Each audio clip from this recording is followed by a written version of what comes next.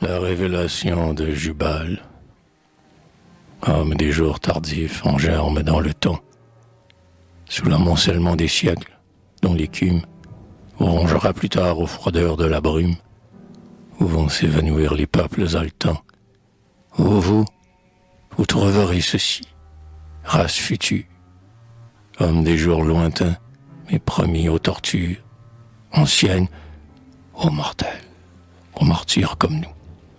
Du mal de vivre accru par l'amas des années, ou tous qui, là aussi de plier les genoux, traîneraient au hasard vos lentes destinées, mais non plus rayonnant de notre jeune orgueil, quand ce long avenir qui roule dans mon œil s'effacera pour vous dans le confus mirage du passé radieux.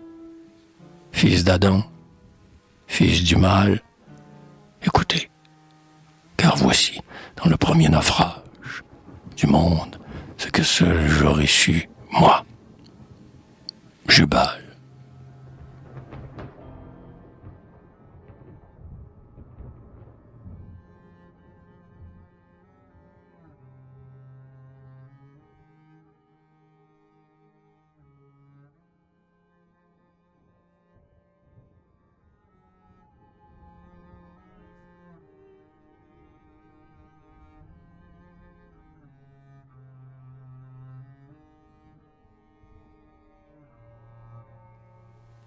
Moi, Jubal, le dernier de ceux qui par les villes, fiers et tristes, en proie à rires envieux, sur la harpe chantait la valeur des aïeux, qui dans l'abjection des multitudes viles, comme un fleuve sonore épanchant leur mépris, se renvoyait l'écho des hymnes désappris. Moi, maudit avec eux par la foule en ce monde, et pour avoir vécu dans l'autre plus maudit, comme vous, héritier d'une race féconde, espoir du vaisseau lâche à nous tous interdit. Moi, le dernier chanteur, moi, le dernier prophète des premiers temps, qui vais mourir là, sur le fait de l'Ararat, seul pic oublié par les eaux.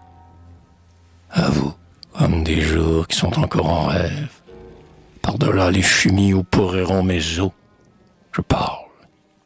Écoutez-moi, race d'Adam et d'Ève.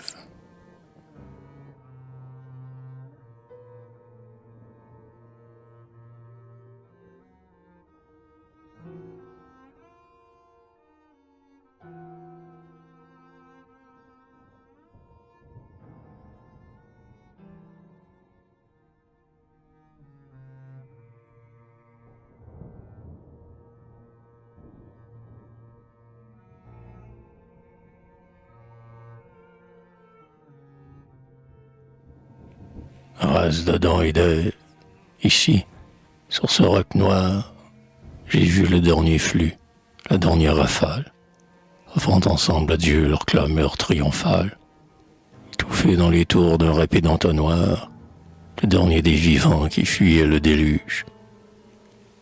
Mais je ne cherchais pas sur ce cap un refuge, contre l'irrévocable arrêt du Créateur. Non, je n'étais venu si haut, je le proclame, pour mieux admirer, tranquille spectateur, la rage débordante et sans fin de la lame, vers les œuvres de l'homme et l'éclat des cités, plus larges s'étalant sur leurs iniquités.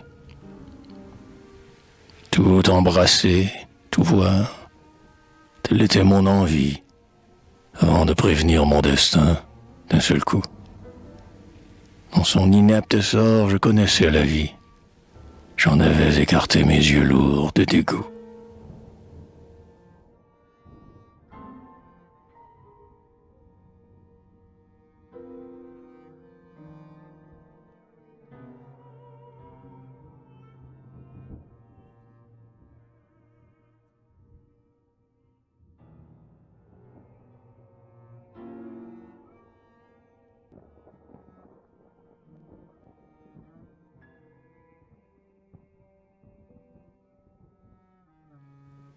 Lourd de dégoût, mes yeux promenaient sur la terre, le terne désespoir du cercle parcouru.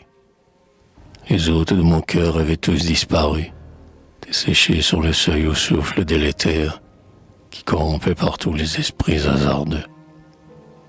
Dans ces temples bondés, le mal était hideux. Il restait la grandeur d'attendre sans prière. Donc, sitôt que l'azur, le jour étant venu, comme un œil refermant son immense paupière, se voilà d'un rideau jusqu'à nous inconnu. Sitôt que celui-là qui nous créa sans pacte rompit les réservoirs des sombres cataractes, comprenant qu'il voulait noyer tout l'univers, j'ai gravi devant l'eau la montagne sublime, et victime en extase, et jusqu'au bout pervers, je regardais rentrer les choses dans l'abîme.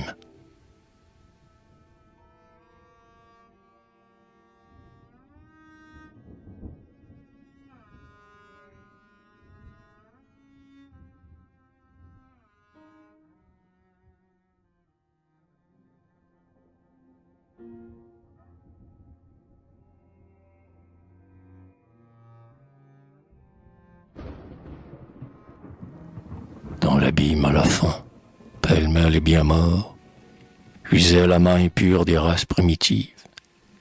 Les torrents épuisés des vengeances hâtives s'apaisaient, n'ayant plus de récifs ni de bords. Je ne voyais plus rien de mon observatoire, rien que la vaste mer et sa funèbre gloire, où les courts traits de feu aussitôt s'éteignaient.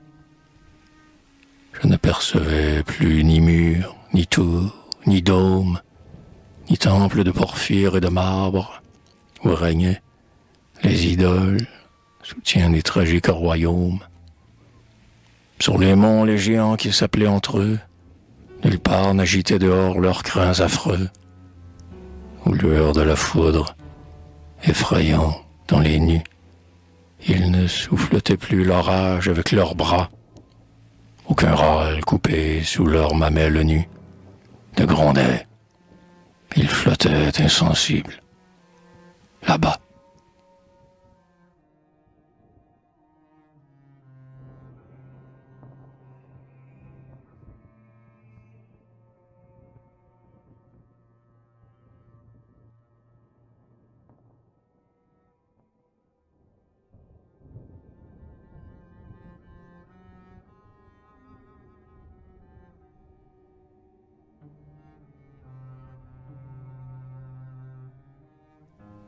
Insensible, là-bas, dans les vagues énormes, avec les éléphants pareils à des îlots, avec les monstrueux reptiles, sur les flots, ils surnageaient roidis, confondus et difformes.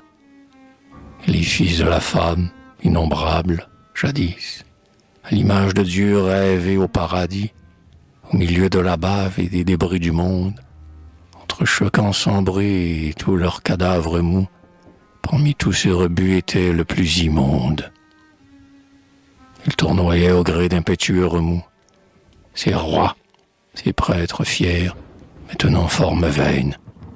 Et le prodigieux gonflement de leurs veines était terrible à voir aux clartés de l'éclair. Mais rien n'y subsistait. Nul sanglot, nul blasphème. Soudain, le vent se tut. Sur l'océan, dans l'air, un lugubre silence emplit la voûte blême.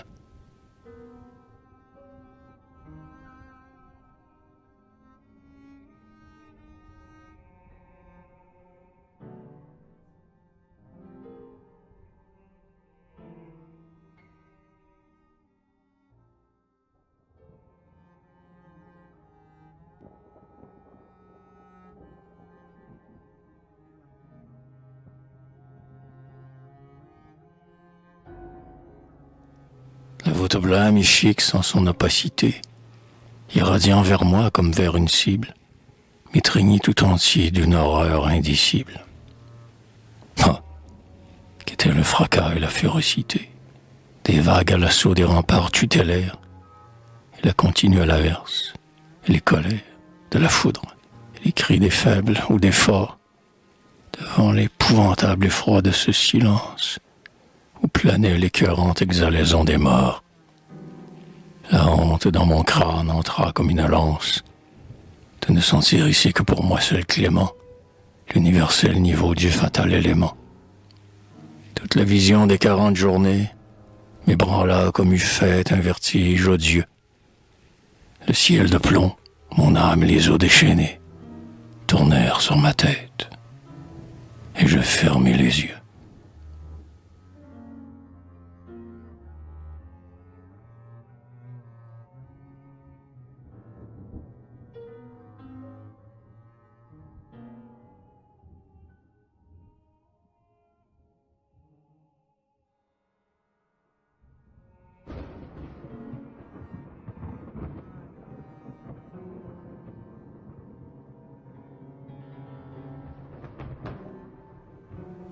Fermant les yeux, j'allais dans la nappe livide, m'élancer vers le sort qui seul me refusait, quand j'entendis quelqu'un qui de très haut disait « Jusqu'au plafond du ciel, la mer remplit le vide. Ce qui fut l'homme est à jamais enseveli. Et maintenant, Seigneur, ton ordre est accompli. » Et j'ai vu un grand trou d'azur, large prunelle, ouverte sur la nuit où la voix se perdait. Et par cette embrasure où s'appuyait son aile, un ange qui passait la tête et regardait. Et sa main sur les eaux étendit une palme. Alors, au même instant, vers ce messager calme, derrière moi courut avec son sifflement un triple éclat de rire, effroyable dans l'ombre, plein de haine et de joie, et tel qu'horriblement s'ouvrirent les yeux blancs de tous les morts sans nombre.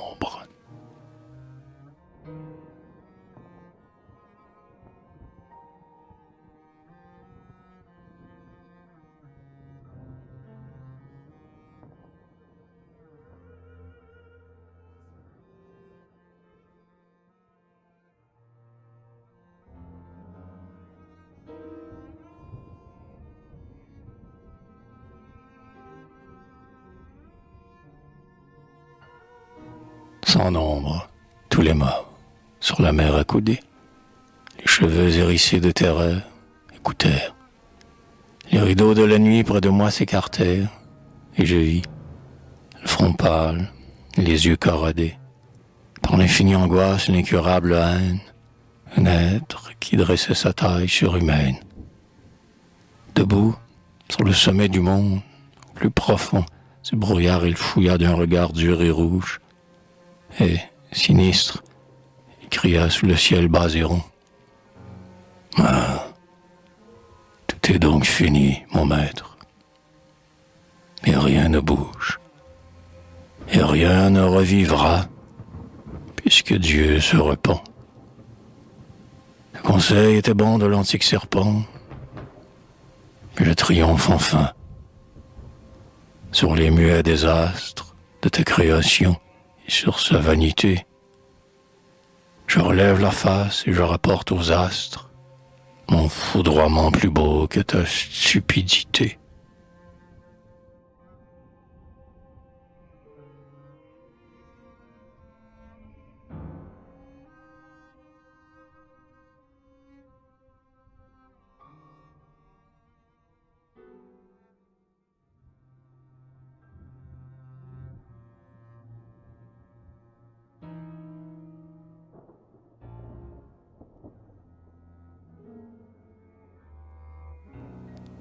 Ton stupide essai ma défaite est vengée, puisqu'il s'anéantit, le travail de 6 jours, avec ses dieux, avec ses palais, ses amours, puisque la race humaine est maintenant plongée sous ta propre fureur, sans possibles abris. Moi debout, je contemple, et consolé, je ris. Tu te repens, et moi je ris. Et l'ombre noire, où je pose du pied tes splendeurs d'un moment, retentira toujours sous ton ciel dérisoire, du formidable éclat de mon ricanement. L'ange avait écouté dans les plis du nuage, une pitié candide altéra son visage, mais au loin, de son doigt d'où jaillit un rayon, lui désignant un point comme une tour en marche, « Regarde, lui dit-il, et vois l'horizon, l'avenir reconquis s'avancer dans cette arche.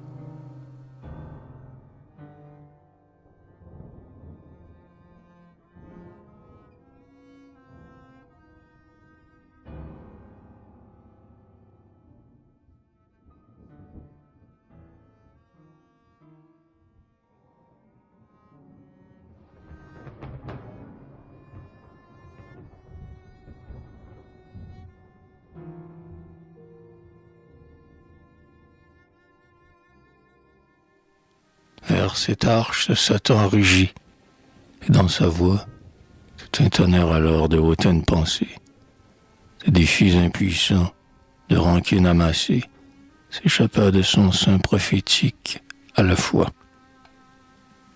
Puisque tu te repens aussi de ta justice, et qu'un monde nouveau, pour qu'il croisse et grandisse, émerge, arsenal plein des formes du péché, puisque tu redeviens destructeur de ton œuvre, sur ton œuvre déjà l'artisan repenché, et qu'un plus vaste sein, promis à la couleuvre, du mal indestructible, est dans ce creux berceau, puisque tout va renaître avec le vermisseau, que l'aïeul a marqué par sa première tâche.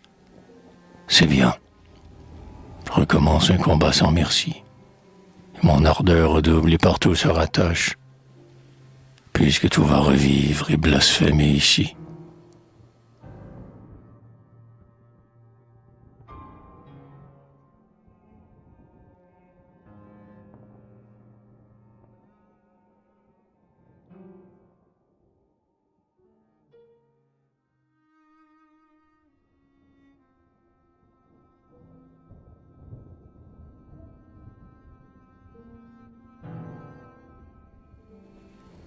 Ici, tout va revivre et blasphémer encore.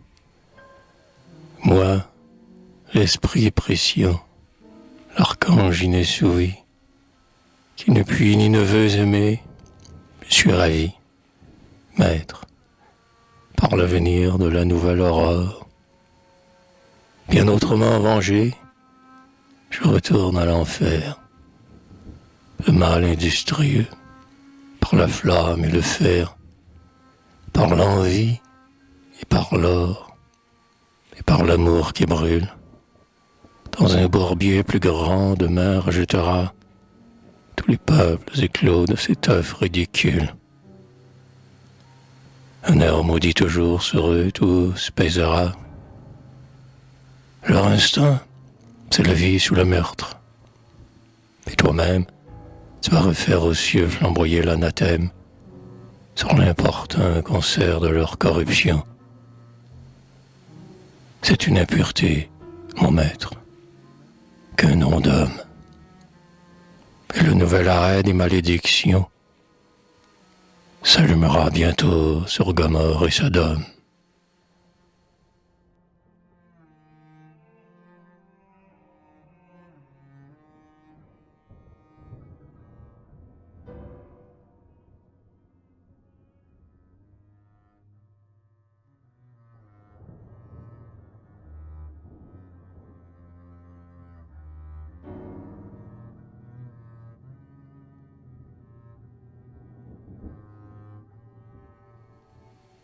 Dans Sodome et Gomorrhe en flammes, après Babel, j'entends vociférer sous le courroux céleste.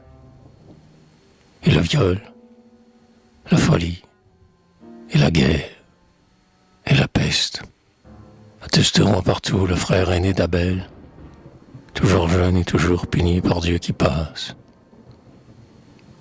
La Sol va reverdir et parfumer l'espace, ses vertes senteurs comme au premier matin. Le sol va refleurir sous tes brillants fluides, au soleil, mais aussi, pour mon but clandestin, l'homme au sens dévoré de passions sordides, par-dessus les déserts de l'Ararat vermeil, te renverra l'odeur des charniers. Ô soleil!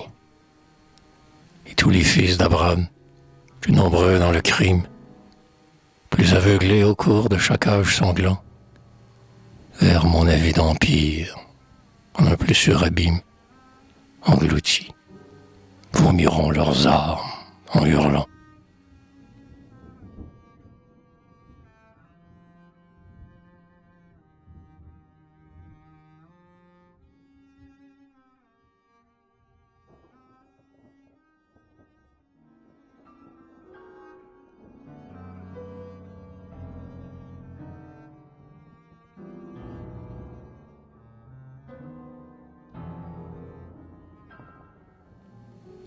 Les hommes en hurlant, dans mes fosses cachées, sauf quelques-uns, au père éperdu sous l'affront, d'heure en heure, de siècle en siècle, tomberont, par file, par troupeau, par grappe, par brochet.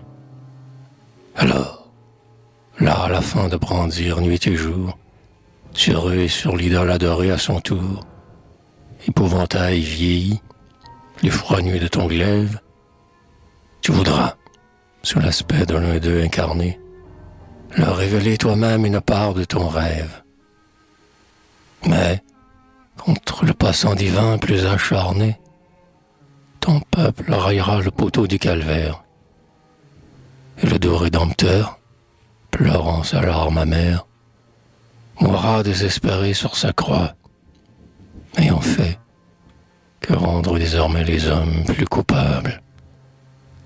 Le mal ira toujours sur la terre, en effet, aiguisant d'autant plus ses griffes innombrables.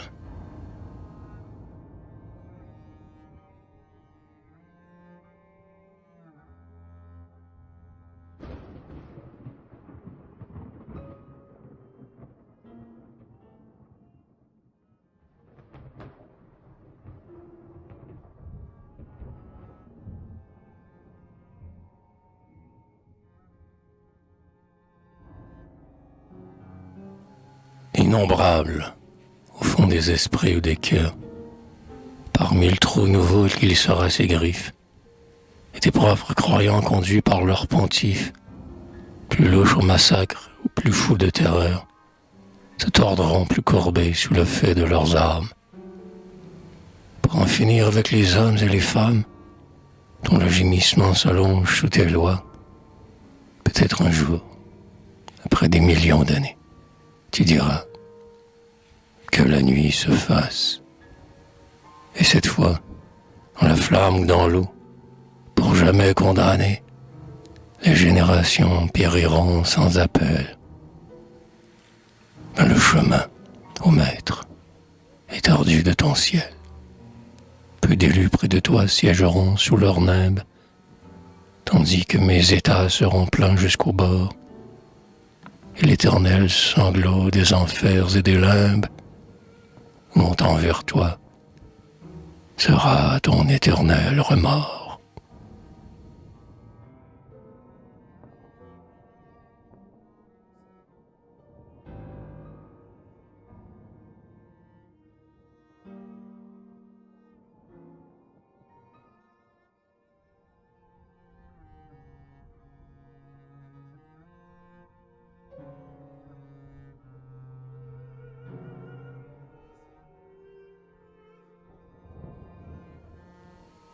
Son éternel remords, à ce jaloux augure, l'ange a-t-il répondu?